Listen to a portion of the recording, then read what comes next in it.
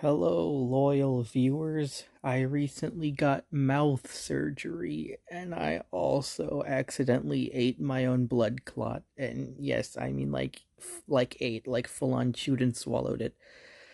So yeah, I'm in a lot of pain. Might not be making too many videos lately, which is a bit disappointing. But I mean, what can you do? So to get back into the swing of things, I'm going to hopefully start out with this shorter video. Well, I don't know if it's going to be shorter yet, but fingers crossed. Alright, so Greek myths. Everyone loves Greek myths. The classics. Perseus, Odysseus, Hercules, all the greats.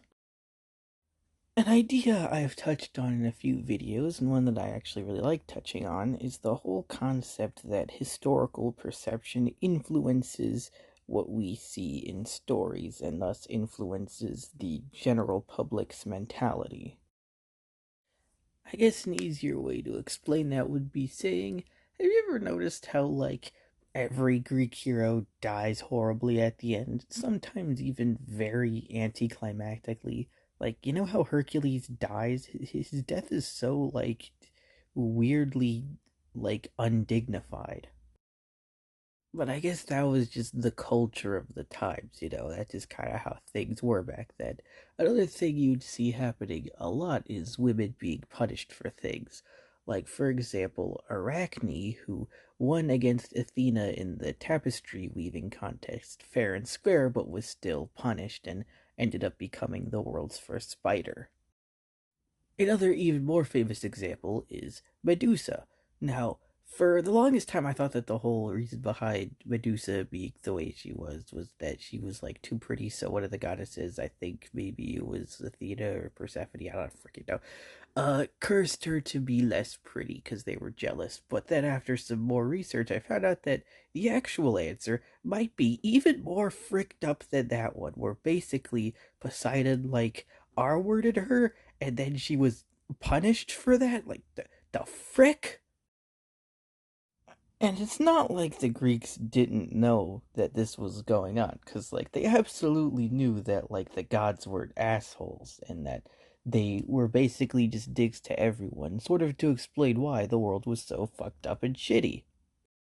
Greek myths were meant to explain the fundamentals of reality. Why do hurricanes exist? Why does cruelty exist? All that kind of stuff. But the thing is, as time goes on, some people can perhaps interpret them differently. Perhaps the gods are meant to be a stand in for literal authoritative figures, and all those villains and bad guys you start to realize are actually just victims who are wronged by the authoritative figure. Of course, that's only just one way to interpret it. You can interpret it any way you want. But another thing, right, is that I've always really considered Medusa a villain. I mean, why wouldn't she be? Her and Hades are two of like the most iconic bad guys ever, which is a little ironic because Hades actually wasn't a bad guy in the original myths. But whatever, we're not talking about him. We're talking about the Snake Lady. Now, all this brings me to the main subject of today's video, and that is Chiu's Medusa series, which reimagines the character as a tragic hero. Making Medusa an anti-hero somehow feels unexpected but completely sensical at the exact same time. Like, it's brilliant, and I always really like these role reversal type stories.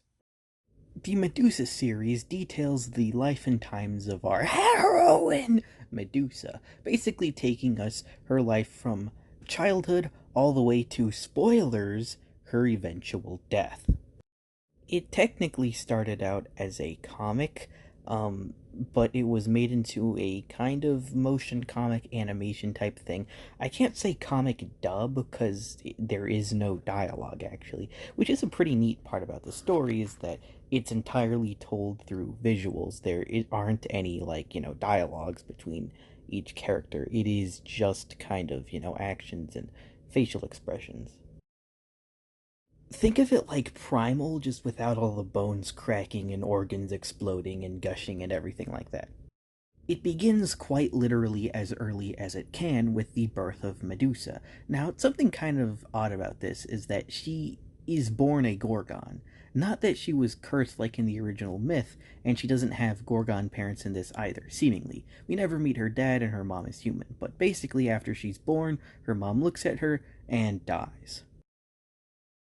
In fact, there are no mention of the gods at all in the entire series, and it's never even explained how she became a Gorgon, like, while in the womb. And basically, throughout her entire childhood, she didn't have really any friends, and can you give a wild guess why? Yep, because anyone who looked at her would instantly die. Thankfully, she isn't entirely alone. The snakes attached to her head are actually sapient. They have a lot of different facial expressions and they're very expressive, which is pretty interesting to think about because most other iterations of Medusa, the snakes are just kind of regular snakes, which I guess makes sense because they're animals, but in this, since they're a part of her body, they have their own thoughts and emotions and everything. And one of them, a king cobra type snake, sort of serves as her mentor throughout the first episode. So Medusa and her snake buddies would live in solitude in the empty big fortress for many years. That was until the day that everything began to change. One day, Medusa would see a deer and its calf grazing in the fields, and there was a hunter who we later find out is actually Perseus, we're just gonna call him Percy.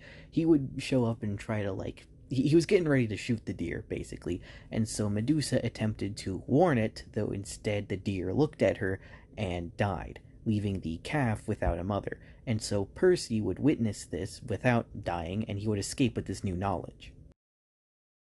Percy would go to the king and basically request, hey, I found a creepy little gremlin child. Can I go lead a bunch of dudes to go kill her? And the king is like, yeah, sure, whatever. So then they attack her home, even though she, didn't bother anyone and just stays there, which is, the entire point. But this fight scene is very well choreographed, and we get to see some of the most creative use of her hair tendrils that I've ever seen. Like, she's swinging around, using them as, shields. She basically turns to, Dr. Octopus for half a second. It's so freaking cool. Medusa escapes with her life, but tragically, Percy killed the king cobra snake that was her friend. He slices off that tendril and then basically keeps it in a sack. Later on, Percy presents the creature's head to the king, and then upon realizing that he can actually exploit its petrification power for his own personal gain, he then uses it to kill the king along with numerous other people in the kingdom. He even creates a shield with the snake's head on it. Years would go by, and using the power of the snakehead, Percy would conquer more and more kingdoms, effortlessly destroying every opponent in his path. The tale of him cutting off the snake's head from the monster would then be exaggerated into the normal Medusa myth we all know today. So we see that Percy actually has a wife now, but she doesn't like how evil he's become, and so she takes a knife and then cuts out one of his eyes, and in response he turns her to stone and kills her. We check back in with Medusa, and she's now a young woman, still maintaining the stone garden in the back of the big palace she lives in. She then finds out that Percy's been turning people to stone and then enslaving other people, forcing them to mine the ore from the stone, which, if you pay attention to the way Medusa treats the statues, always trying to, maintain them and be careful not to break them, she treats the statues like they were once people, which they were. Whereas Percy here, we're shown as just kind of using them as a resource, something to be harvested. Very nice parallel there. Recognizing that this is her own power and knowing that it's her responsibility, she wears a scarf to cover her eyes and then goes undercover as a slave. Why didn't anyone notice that she had pink skin? Are they idiots? Is he stupid? Am I stupid? Are we all stupid? She comes face to face with Percy, and her snakes begin freaking out and panicking and start attacking her. This scene is very interesting because we actually see the snakes' personalities. They kind of realize what they're doing and try to stop. Not only that, but they even grab some bandages and try to patch up her wounds. This actually really does show how the snakes have an actual relationship with Medusa. They're people, they're her family. At one point, Percy fights a bunch of rebels, and the action goes so crazy, he basically turns into Omni-Man for half a second. It's very exaggerated, it's very over the top, but I dig it. I'm into it. So Medusa steals the shield back, and then Percy goes to fight her, but closes his good eye and looks through his scarred broken eye to, avoid the petrification. Percy ends up stealing back the shield and he readies to cut Medusa with his sword, and then there's a viscerally painful moment where the snakes protect her by biting the sword, so like they get cut directly on their mouths. And like, okay, whenever I said this wasn't as bloody as Primal, I'm not taking that back. I still don't think it is as bloody, but it is still very bloody. The eyes from within the shield refuse to harm Medusa, and so that creates this overwhelming amount of, I guess, petrification energy. Percy is turned to stone and killed. Right before he dies, he sees a vision of his wife in the afterlife, but she turns away from him. Medusa also sees a vision of her mom, and they hug each other, and it's really sweet. The third and final episode gives us a bit of a time jump to the far future of the 1940s. And here we see her in this new outfit. And I already liked her outfit in the previous episode, but I really, really like this one. It's so stylish, it's so cute, I love it. Her design is really good overall, since most depictions of Medusa have her be this very muted green or gray, whereas here, both the color of the snakes, her skin tone, her eyes, her outfit, it's all very complementary. It all contrasts each other very well.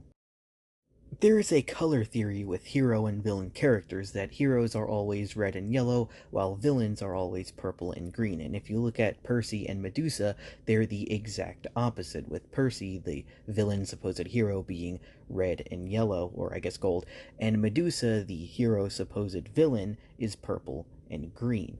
And this might not be intentional, I guess it could just be a coincidence, but still, something to take note of. Since it's the 1940s, there's, obviously a big war going on, and some of the soldiers stumble into Medusa's territory. One of them gets injured and loses his eyesight, so she rescues him. And of course, because the soldier is blind, he can safely look at Medusa without getting hard. Unlike me. The soldiers discover her hideout, and of course, they attack her, and yet another battle ensues. During the scuffle, her mother's petrified body is destroyed. Her snakes go rabid again, and they start killing a bunch of the soldiers left and right, and so unable to control them, Medusa is left with one option left, and that is to kill them. That's right, she cuts off all her hair and kills all the snakes. The soldier regains his eyesight and begins turning to stone, and apparently whenever Medusa cuts her own hair, she starts turning to stone also, so the two of them kiss, and they both turn to stone and die. The end. And that was Chiu's Medusa, a great series. So the first two episodes I think are very tight with each other, like the story of Medusa, the snakehead, Percy, and her mom, it all comes together very well. It's all very full circle by the end. This series has great visuals. The illustrations are so detailed and precise, and even though there isn't any dialogue, the story still works perfectly without it. And the effects of the stone energy that turns people petrified is also very pretty to look at too. And Medusa herself, the leading lady, has a great design and she's very expressive. And even the texture of the stone itself after someone dies is also really good. Like, you watch as little bits of it sprout up on people's bodies and it grows and consumes them until they're statues. I think the creator of these was probably an anime fan because a lot of the fight scenes are the intensity and exaggeration of them feels very much like an anime fight scene. And like I said at the beginning of this video, when I initially saw the concept of Medusa as a good guy, what I kind of expected it to be was maybe something that was all about how history can be distorted and how certain people can be villainized. That old saying, history is written from the winner's perspective. Something kind of like that. This is touched on through Percy's side of the story, but it's not really the main driving point of the story as a whole. But when you really break it down, the Medusa series is about loneliness. Medusa is a very kind, good-hearted person, but has powers that she can't control. She literally cannot interact with other people without killing them, and on top of that, she is seen as this horrible, evil monster by the public. Medusa the Stone Kingdom, at its core, is about a woman who is cursed to be alone her entire life and her struggles dealing with this hardship. However, I feel like this theme is kind of where the series fails. Throughout the series, we're shown that the snakes are Medusa's only ally, and there are times when they kind of freak out and go rabid, but even when that does happen, they try to make it up to her. So to have her cut them all off and kill them in the finale feels just really mean spirited for no reason. Like, it just feels so, I don't know, unceremonious. Like, think of your favorite TV show, and then imagine if in the final episode the main character just like up and killed their best friend or something. That's like what this feels like. If the whole point of the series is that she's permanently alone and can never interact with people, but also has literal sentient life forms attached to her body, then wouldn't it make sense for the, I guess, final takeaway to be that she doesn't really need contact with the outside world because she already had a family from the beginning? The snakes are her friends, they are her people, they're who she belongs with, if that makes sense. And whenever the blind soldier is introduced, it feels kind of like this thing where, like, oh, even if you have a hard time fitting in, even if most people don't like you, there's still always going to be someone for you because, there's always someone out there for you. And it's like, okay, sure. But then he regains his eyesight and then they both die. And it's like, oh, okay, so it wasn't that then? I understand the want to kill off Medusa in the finale since this is a series with, a lot of death around it, and it would just kind of make sense for if you're gonna show her birth at the beginning, why not show her death at the end? But I feel like it could have been executed so much better. And the whole romance of them doesn't feel all that fleshed out either. Like, the soldier character just doesn't feel, I don't know, fleshed out enough. Like, I don't think it's impossible to convey that they have love for each other without dialogue. The thing is, it all happens like in the span of one episode, and it's all very rushed and crammed into this very small space, so it's not really as believable as I think it could have been. Overall, I still do like this series. Episodes 1 and 2 are very well written with each other, they're very dynamic, and well, all this is just my opinion. Like, I'm not trying to slam Chiu or anything. I think he's a very talented artist, and you should definitely give his other work a look if you have time. I really like this sympathetic take on a classic monster, and if my voice has sounded like different over the course of the video because I said that I got mouth surgery, it, I don't record everything in one day. Like, obviously, you really think I just sit here and hit record for like 5 hours all in one sitting? Okay, sometimes I do, but like not always. This is over the span of multiple days. This 12 minutes it is actually like half a week's worth of me talking. I'll link Chiu's account in the description of this video, and you can comment if you have seen Medusa Stone Kingdom, and if you liked it, what are your thoughts on it? Do you have any suggestions for anything else for me to cover? I really like covering these obscure kind of oddities, maybe not an oddity, I don't know if that's the right word. Whatever, just things. I like covering things. But anyways, until then, this has been Bradworst, signing off. I gotta be honest, I half expected Primal to end where they would like clawed their way to hell and then beat the shit out of Satan or Surtur or whoever this guy's supposed to be. Like, does that sound like plausible? Did anyone else think that would have actually happened?